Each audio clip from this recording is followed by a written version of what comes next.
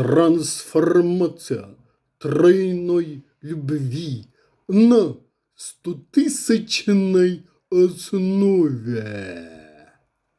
Вот такой смысл несет количество опубликованных видеороликов на моем канале на вечер 1 июля 2026 года.